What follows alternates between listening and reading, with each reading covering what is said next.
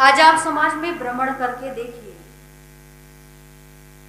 तो आपको पता चलेगा कि आज समाज में जो कुरीतियां फैली हुई हैं, आज जो समाज में कहीं ना कहीं असमानता का वातावरण व्याप्त है,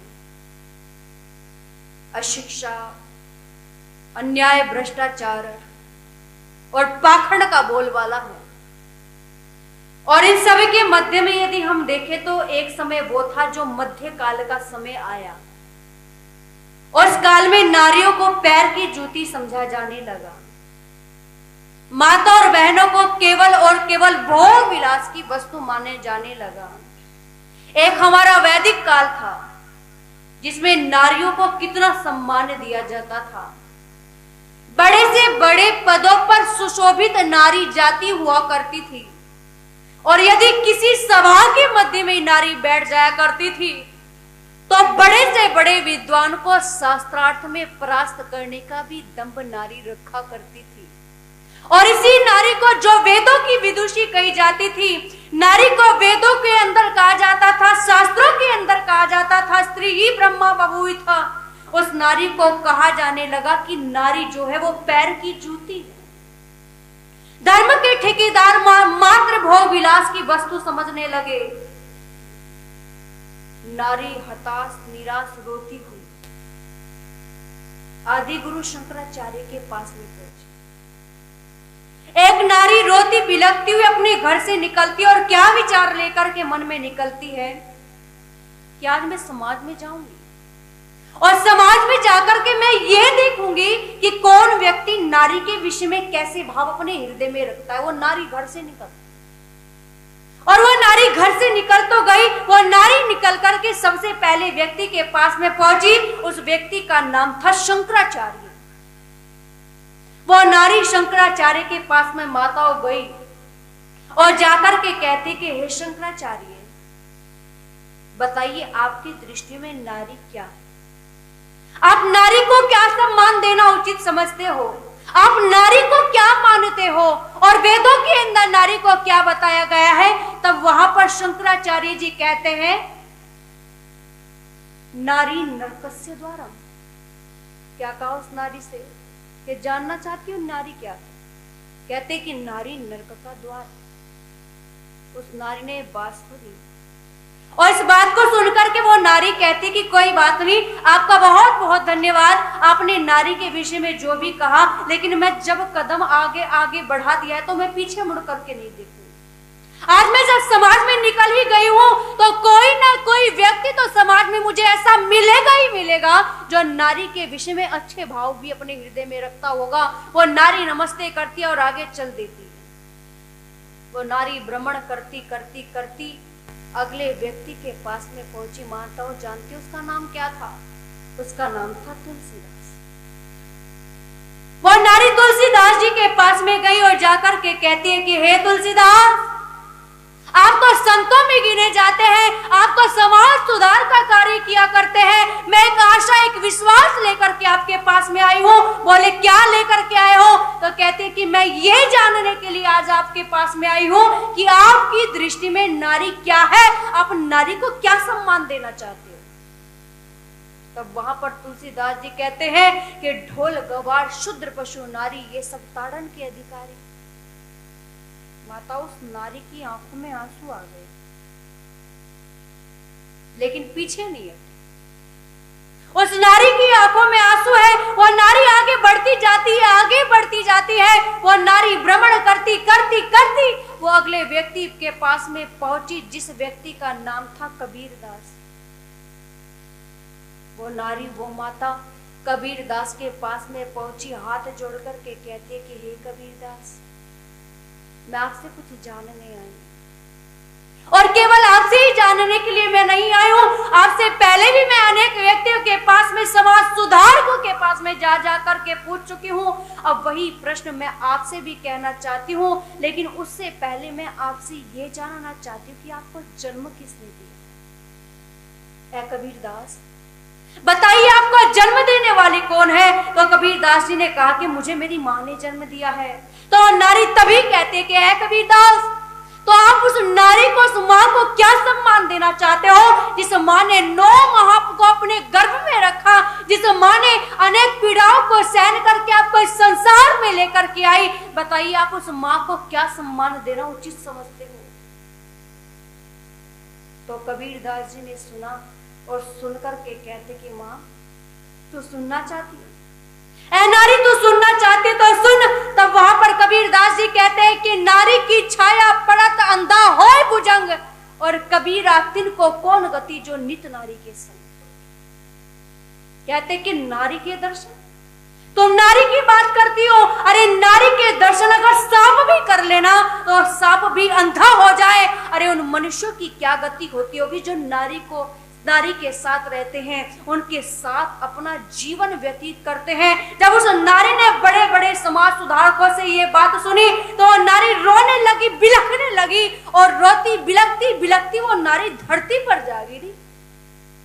वो नारी धरती पर गिर जाती है, अपने आप को संभालने का प्रयास करती है, मानो स्वयं की शक्ति को अर्जित करती है, और स्वयं की शक्ति को अर्जित करके कहती है कि तू उठ जा, इस संसार में तेरे सिवा तेरा कोई नहीं है। लेकिन सुन, आज जब इतने बड़े बड़े समाज सुधारकों ने तेरे विषय में ऐसी बात कह दी तो तेरा जीवन व्यर्थ है, तेरा समाज में रहकर के कोई फायदा नहीं, तो अपने जीवन को ही समाप्त कर दे। उस नारी ने ऐसा विचार किया, उठ जाती है, उठ करके मन में दृढ़ निश्चय करती है, आत्महत्या करने का विचार बना देती है। आत्महत्या करने के लिए वो नारी चल दी। और माताओं, बहनों, भाइयों, जब वो नारी आत्महत्या करने के लिए जा ही रही है, वो नारी क्या देखती है कि सामने से एक विशालकाय साधु आ रहा है, कोई साधारण साधु नहीं, एक विशालकाय साधु आ रहा है, जिसके चेहरे को देखे तो तेज अलग से ही नजर आता है, जिसके एक हाथ में डंडा और दूसरे हाथ में वो 4 पुस्तकें देखती है। और साधु पास आता है, और जिस समय उसके करीब आ जाता है, वो नारी के मानो मन में एक जिज्ञासा उठ जाती है, एक भावना उसके मन में उठती है, और वो उठ करके कहती है कि स्वामी जी रुकिए, ऐ साधु ठहरो, क्या नाम है आपका? साधु ने बड़े विनम्र स्वभाव से हाथ जोड़े, और हाथ जोड़ करके कहा कि माँ आप मुझसे कह रही? कहा कि हाँ मैं तुमसे ही कह रही। कहा कि माँ मुझे तो दयानंद कहते हैं। दयानंद का नाम सुना तो कहते कि नारी तो वही दयानंद है जिसने बड़े बड़े मुल्ला पादरियों पोपों के झूठ को संसार के सामने रखा। कहा कि हाँ माँ मैं वही दयानंद हूँ जिसने संसार के सामने झूठ का झूठ और सच का सच ला करके खड़ा कर दिया। वो नारी रोने लगी, बिलखने लगी, और बिलखती बिलखती कहती है कि दयानंद मैंने संसार में सब लोगों के पास में जाकर के पूछा, शंकराचार्य के पास में गई, तुलसीदास के पास में गई, कबीरदास के पास में गई, किसी ने कहा नारी पैर की जूती है, किसी ने कहा नारी में आत्मा नहीं होती, किसी ने ढोल गवार शुद्ध पशु कहा, सबों ने नारी के विषय में गलत भावों को रखा। आत्महत्या करने के लिए जा रही हूँ, सोचा कि अंतिम बार तुझसे भी पूछ लूं, अगर तूने भी ऐसे ही भाव हमारे विषय में रखे तो मैं जीवन को समाप्त कर दूं। वो कहते कि ऐ दयानंद तू ही बता दे कि तेरी दृष्टि में नारी क्या है। स्वामी जी ने कहा कि माँ तुम जानना चाहती हो तो सुनो, मैं अपनी ओर से एक शब्द तक नहीं बोलूंगा। क्या कहा? कि अपनी ओर से मैं एक शब्द तक नहीं कहता, बल्कि ब्रह्मा से लेकर जैमिनी पर्यंत जो ऋषियों के विचार तुम्हारे विषय में है ना, वही दयानंद तुम्हारे विषय में बात कहेगा। मनुस्मृति का हवाला उठा करके कहा कि यत्र नारीस्तु पूजन्ते रमन्ते तत्र देवता, कि जहां पर नारियों की पूजा होती है वहां तो देवता निवास करते हैं। मां तू जानना चाहती है, जिस परिवार में नारी को उचित आदर मान सम्मान दिया जाता है, वेदों के अनुसार वो परिवार बड़ा धन्य माना जाता है, हृदय में शांति मानी जाती है, और ऐसे परिवार में परस्पर स्नेह की ममता की धारा बहती है। याद करो उस घटना को कि जब स्वामी दयानंद जी महाराज एक मंदिर के सामने से जा रहे हैं, स्वामी दयानंद जी महाराज मंदिर के सामने से जा तो रहे हैं, स्वामी जी ने क्या किया? हाथ जोड़े और हाथ जोड़ करके मंदिर के सामने को अपना शीश झुका दिया। पौराणिक पंडे इसी मौके की तलाश में बैठे रहते थे। पौराणिक पंडों ने देख लिया और शोर मचाना शुरू कर दिया कि आओ लोगों, आओ और आकर के देखो कि जो दयानंद जिंदगी भर ये कहा करता था कि वेदों में कहीं भी मूर्ति पूजा नहीं है, अरे आज उस दयानंद ने मंदिर के अंदर रखी हुई मूर्ति के आगे शीश झुका दिया, अभिवादन कर दिया, उसको स्वीकार कर लिया। लोग आए, इकट्ठे हुए, लोगों ने चारों ओर घेर लिया आकर के स्वामी दयानंद जी महाराज को। पंडे एक तरफ खड़े हुए हैं और जब स्वामी दयानंद जी महाराज से पूछा कि स्वामी जी क्या आज आपने मूर्ति पूजा को स्वीकार कर लिया, कहा कि मैंने मूर्ति पूजा स्वीकार नहीं की, तो आपने मंदिर के सामने शीश क्यों झुकाया? कहने लगे कि मैंने मंदिर के सामने, मंदिर के अंदर रखी मूर्ति के आगे शीश नहीं झुकाया, मैंने मूर्ति के आगे शीश नहीं झुकाया। दयानंद ने और वेदों ने कभी ना तो मूर्ति पूजा का समर्थन किया था, ना कभी किया है और ना ही कभी करेगा, क्योंकि वेदों में कहीं भी मूर्ति पूजा है ही नहीं। और क्या कहते हो कि मैंने मूर्ति के आगे शीश झुकाया? अरे नहीं, मैंने मूर्ति के आगे शीश नहीं झुकाया, बल्कि मंदिर के सामने खड़ी 10 वर्ष की बेटी के आगे शीश झुकाया। यह बेटी मेरी दृष्टि में सम्मानीय है और याद रखना, मैं हर नारी में माँ, बहन और बेटी का रूप देखता हूँ। और ये शीश जो है, ये शीश स्वतः ही कल्याणी माँ वदानी जनेभ्या। ये कौन कहता है कि नारी यज्ञ की ब्रह्मा नहीं बन सकती? अरे कौन कहता है कि नारी को यज्ञोपवीत पहनने का अधिकार नहीं है? और ऐसे लोगों के मुंह पे स्वामी दयानंद जी महाराज ने करारा तमाचा मार करके कहा कि पढ़ो वेदों को और पढ़ करके देखो, वेद स्वयं कहता है थे माँ माचम कल्याणी माँ वदानी जनेभ्या कि माता और बहनों को यज्ञ करने का अधिकार है, यज्ञोपवीत पहनने का अधिकार है। और सबसे ऊंचे दर्जे की बात कही, स्त्री ही ब्रह्मा भवोविथ, कि माँ स्त्रियों का सम्मान तो ब्रह्मा के समान है। माता निर्माता भवती बता दिया स्वामी जी ने। और वो नारी की आंखों से अश्रुओं की धारा टप टप करके गिर रही है। आप विचार करके देखना माताओं, यदि महर्षि ना आते, यदि दयानंद ना आते, तो इस संसार में नारी की क्या स्थिति होती, इसका आप अंदाजा भली भांति लगा सकती हैं। और याद करो उस समय को कि जिस समय फर्रुखाबाद में गंगा के तट पर स्वामी दयानंद जी महाराज समाधि में बैठे हुए हैं। एक माता आई अपने मृतक यानी मरे हुए बच्चे को लेकर के स्वामी जी के सामने से रोती हुई जा रही है, रुदन करती जा रही है। और उस समय की घटना को कवि ने अपनी पंक्तियों में किस प्रकार से पिरोया है, तो सुनिएगा क्या कहा।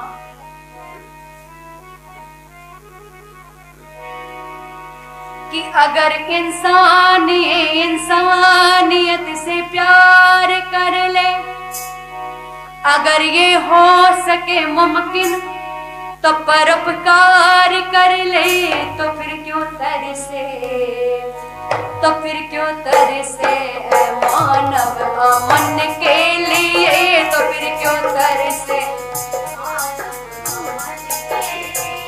अगर इंसान इंसानियत से प्यार कर ले, अगर ये हो सके मुमकिन तो परोपकार कर ले, तो फिर क्यों तरसे, तो फिर क्यों तरसे मानव मन के लिए, तो फिर क्यों तरसे मानव मन के लिए।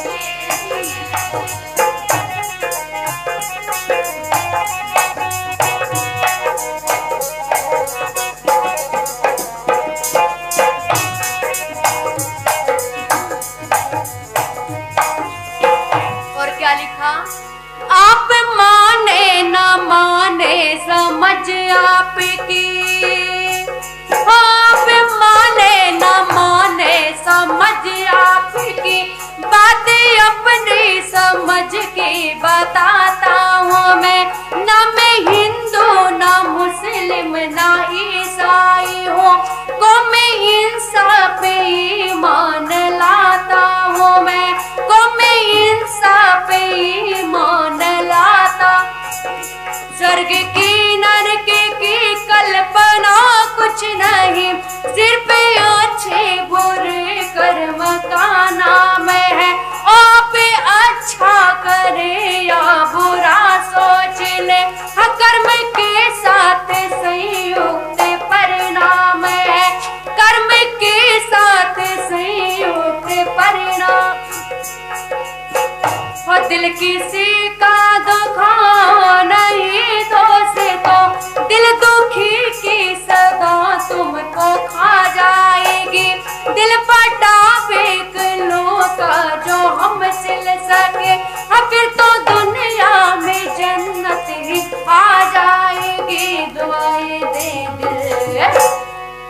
और दुआएं दे दिल वो ऐसे करम के लिए, दुआएं दे दिल वो ऐसे करम के लिए। अगर इंसानियत से प्यार कर ले, अगर ये हो सके मुमकिन तो परोपकार कर ले, तो फिर क्यों तरसे।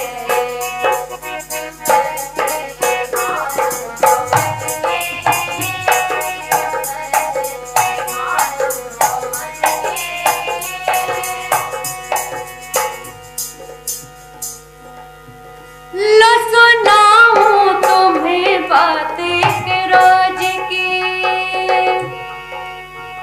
लो सुनाऊं तुम्हें बात एक रोज की। गंगा तट पर ऋषि जी जो आसीन थे, सिंधु के शांत एकांत गंभीर मन, इस चिंतन में स्वामी जी तल्लीन थे।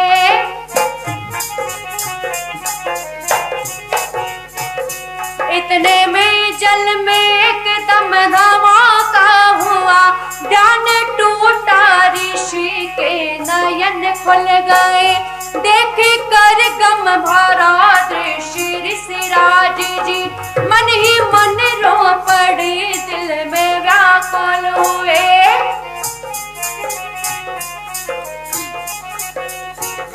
एक दुखिया सी औरत खड़ी सामने, गोया साचे ढली मन की तस्वीर थी।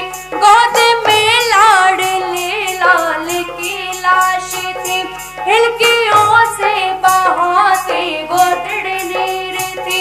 ऐ मेरे लाल ऐ मेरे लख थे जिगर, जल्दी आ रे कहा तू मुझे छोड़कर। बेकसों पर रहम जिसको आता नहीं, ऐसी दुनिया जला कर प्रभु खाक कर। जो दे सके ना कि जो दे सके ना दवा तेरे दम के लिए, जो दे सके ना दवा तेरे दम के लिए। अगर इंसानियत से प्यार कर ले, अगर ये हो सके मुमकिन तो परोपकार कर ले, तो फिर क्यों तरसे, तो फिर क्यों।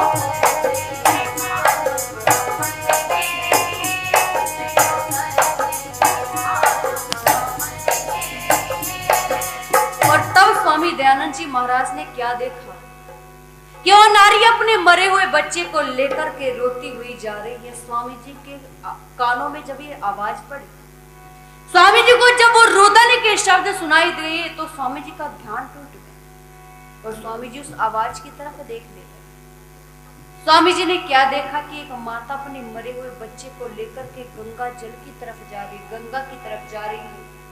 और वो लेकर के गंगा जी के पास में अपने बेटे को पहुंची। वो माता रो रही है, रुदन कर रही है। अपने बेटे को जिस कपड़े में ढक करके लपेट करके लाई थी, उस कपड़े को उतारा और अपने लगते जिगर अपने बेटे को गंगा के जल में प्रवाहित कर दिया। वो कपड़ा जो कफन बना करके मानो वो लेकर के आई थी, उस कपड़े को उस माँ ने जल में धोया और धो करके जब रोती रोती आ रही थी, तो स्वामी दयानंद जी महाराज सब दृश्य देख रहे हैं। स्वामी जी ने सिर रुका नहीं गया। स्वामी जी ने उस नारी को रोका, रोक करके कहते कि माँ तू क्यों रो रही है, माँ तू क्यों रो रही है, और तूने ये पानी में क्या बहाया। तो वो नारी रोती रोती कहते कि हे साधु, और साधु तुझे दुनियादारी की बात से क्या मतलब, अरे तू तो बैरागी है। आज तक मुझसे इस बात को किसी ने नहीं पूछा। मेरा बेटा बीमार था, उसकी दवाई के लिए मेरे पास एक पैसा तक नहीं था। दवाई के अभाव में मेरा बच्चा तड़प तड़प करके मर गया। तब स्वामी दयानंद जी महाराज बोले कि माँ मैं तेरा दुख समझ सकता हूँ, लेकिन ये भी तो नियम है कि जो इस संसार में आया है वो जाएगा भी जरूर, और जो चला गया बोलो वो आएगा भी जरूर। वो नारी फिर रोती रोती कहती, स्वामी जी मैं एक बहुत निर्धन स्त्री, कुछ महीने पहले मेरे पति की मृत्यु हो गई, दिल को एक धक्का सा लगा, लेकिन सब्र कर लिया।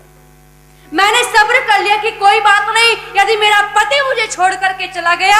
अरे मेरे जीने का सहारा मेरा लगता जिगर, मेरा बेटा तो मेरे साथ में है, आगे का सारा जीवन इसी के सहारे जी, लेकिन मेरा बेटा भी मुझे छोड़ करके चला गया। तब स्वामी दयानंद जी महाराज ने कहा कि ठीक है मां, मैं तेरी बात समझ गया, लेकिन मेरी अंतिम प्रश्न का उत्तर और दे दो। कह दी क्या? कहने लगे मां, जब ये बेटा या पुत्र तुझे इतना ही प्यारा था, तेरी आंख का तारा था, तेरा लगते जिगर था, तो तूने अंतिम समय उसे कफन तक भी नसीब नहीं होने दिया। जिस कपड़े में अपने बेटे को लपेट करके लाई थी, उस कपड़े को उतार लिया, गंगा के जल में धो करके वापस लेकर के जा रही है। मुझे इसका कारण बता दे मां, बस मैं इसका कारण जानना चाहता हूं कि तूने कपड़ा क्यों उतारा। तो नारी रोने लगी और रोती रोती कहते कि स्वामी जी, मैं इतनी निर्धन स्त्री हूं कि जब इस घर में शादी करके आई थी, एक साड़ी का जोड़ा पहन करके मैं आई थी, और आज मैं उसी साड़ी के जोड़े से कपड़ा फाड़कर अपने बेटे के लिए कफन बना करके लाई, और यदि मैं उस कपड़े को ना उतारती तो मेरा तन तो नग्न ही रह जाता। अब दोबारा से इस कपड़े को अपनी साड़ी में सिल करके अपने तन को ढक दूंगी। स्वामी जी, विचार करके देखना कि जिस दयानंद के कभी बहन की मृत्यु पर भी आंसू ना आए हो, थोड़े रोए चाचा के मरने पर रोए, लेकिन भारत की गरीबी को देखकर, उस नारी की स्थिति को देख करके स्वामी दयानंद जी महाराज इतने रोए, कहते कि जितने चेतक के मरने पर कभी प्रताप रोए। सारी रात करवटें बदलते रहे, सारी रात नींद नहीं आ रही है, यही विचार कर रहे कि मैंने क्या देख लिया। मेरे भारत देश के अंदर इतनी गरीबी, जो देश कभी सोने की चिड़िया कहा जाता था, जिस देश के अंदर धन धान्य वैभव की कोई कमी नहीं थी, दूध दही घृत की नदियां बहा करती थी, आज वो देश इतना दिनहीन हो गया है कि यहाँ पर बच्चे के कफन तक के लिए कपड़ा नहीं है, बच्चे के कफन तक के लिए सामग्री नहीं है। यहाँ तो बच्चे भी बिना कफन के जला दिए जाते हैं, जलाने की बात तो छोड़ो, अरे गंगा जी में बहा दिए जाते हैं। सारी रात विचार करते हैं, करवटे बदल बदल करके एक पत्र उठ करके लिखते हैं, और वो पत्र लिखा जर्मन वालों को, और जर्मन वालों को पत्र लिख करके कहते कि मैं अपने भारत देश से कुछ बच्चे आपकी शरण में भेज रहा हूं, मेरे ऊपर और हमारे भारतवासियों पर एक उपकार कर देना कि हमारे देश के बच्चों को कुछ दस्तकारी सिखा दीजिएगा।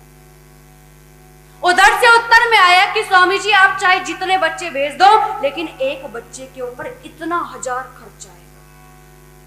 फिर स्वामी जी ने कलम उठाई और फिर कलम उठा करके कहते कि मैं धन की बात करते हो, अरे मैं धन कैसे दे दूं? मेरे भारत देश के अंदर इतनी गरीबी है कि बच्चे बिना दवाई के मर जाते हैं। अरे मेरे भारत देश के अंदर इतनी गरीबी आ गई कि बच्चे भी बिना कफन के जला दिए जाते हैं, मैं धन कैसे दे दूं? वो पत्र जर्मन वालों ने पढ़ा, पढ़कर के आंखों से आंसू नहीं रुक पा रहे हैं, और उत्तर में लिख करके भेजते हैं कि स्वामी जी, चाहे जितने बच्चे भेज दें, जितने मर्जी उतने बच्चे भेज दीजिए, किसी भी बच्चे पर कोई भी खर्चा बोलो नहीं लिया जाएगा। और तब कवि ने पंक्तियों को लिखा, और क्या देखा ऋषिवर ने मंजर ये मातम भरा, बंद वैराग्य का चरमराने लगा, भक्ति की व्यष्टि की मुक्ति के भाव को आंसुओं का समंदर डुबाने लगा। बोले बेटी बता तूने ये क्या किया, पुत्र की लाश को विसर्जन कर दिया, किंतु ममता की अपने गला घोट कर लाश को बिन कफन क्यों न गन कर दिया। सुन सुने सिक्त शब्दावली संत की, और मुक्ति के साप कल होके बहने लगी। सुन रहे थे ऋषि अनमने से बने, वो लाश नंगी वो गंगा में बहने लगी। नहीं थे आंसू कि नहीं थे आंसू भी अब तो नयन के लिए, नहीं थे आंसू भी अब तो नयन के लिए। अगर इंसानियत से प्यार कर ले, अगर ये हो सके मुमकिन तो परोपकार कर ले।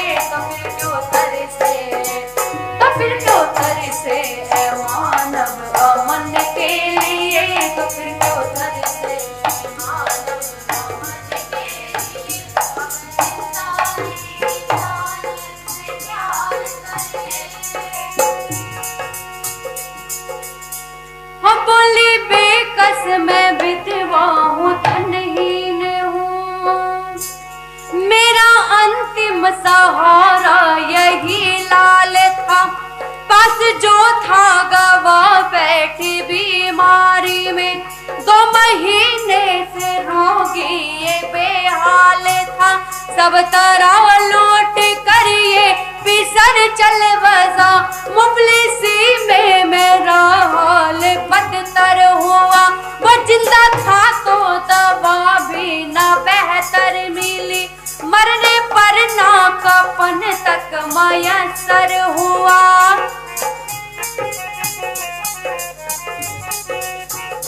थी फकत एक साड़ी पहन कर जिसे, एक दिन बन के इस घर में आई दुल्हन, आज लाचार होकर उसी साड़ी को फाड़ कर थी बना कर मैं लाई कफन। लाल तो जा छिपा गंगा की गोद में, इसलिए मैंने उससे उतारा कफन। सब्र की सोई से इसको से करके मैं लाज रखने को अपने छिपा लो बदन। ये होगी काफी, ये होगी काफी मेरे इस जन्म के लिए, ये होगी काफी मेरे इस जन्म के लिए। अगर इंसानियत से प्यार कर ले, अगर ये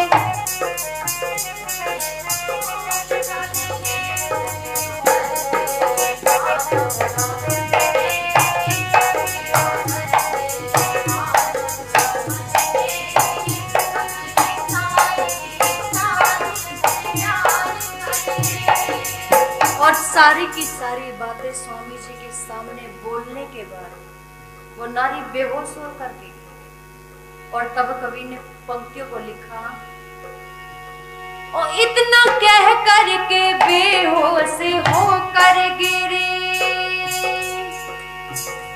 इतना कह करके बेहोश होकर गिरी।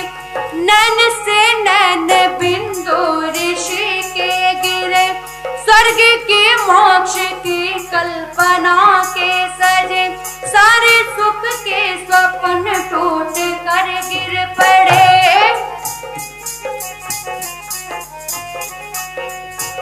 वो कितनी है बेरहम आज की हालत, मोती और जिंदगी जैसा अंतर लिए।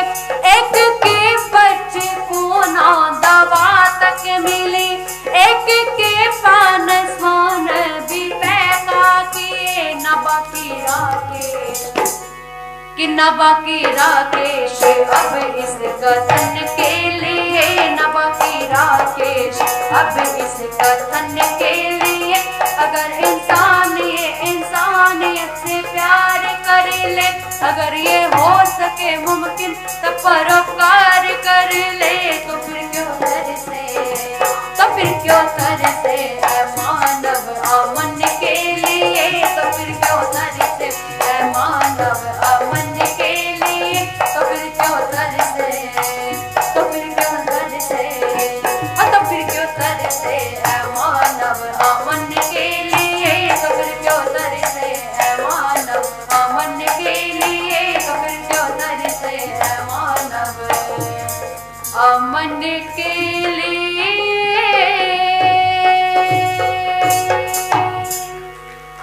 अगर इंसानियत से प्यार कर ले, अगर ये हो सके मुमकिन तो परोपकार कर ले, तो फिर क्यों तरसे ये मानव अमन के लिए। आदरणीय प्रधान जी 200 रुपये देकर के मेरा उत्साहवर्धन कर रहे हैं और 100 रुपये